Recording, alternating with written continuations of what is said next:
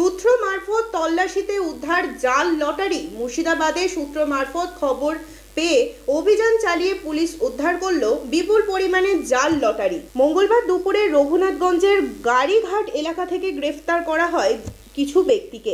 তাদের কাছ থেকে উদ্ধার হয় 2000-এরও বেশি সংখ্যক জাল লটারি।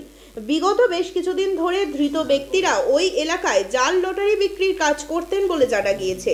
আজ দুপুরে ধৃতদের জঙ্গিপুর মহকুমা আদালতে তোলা হবে পুলিশ হেফাজতের আবেদন জানিয়ে। পাশাপাশি এই এলাকায় আরও কে বা কারা অসাধু ব্যবসার সাথে জড়িত রয়েছে সেই বিষয়েও যথারীতি তদন্ত শুরু করেছে রঘুনাথগঞ্জ থানার পুলিশ। রঘুনাথগঞ্জ কাছে একটা খবর আছে, সে খবর ভিত্তি করে এটা জাল লটি ধরা হয়েছে। সেখানে 5 জনকে অ্যারেস্ট করা হয়েছে।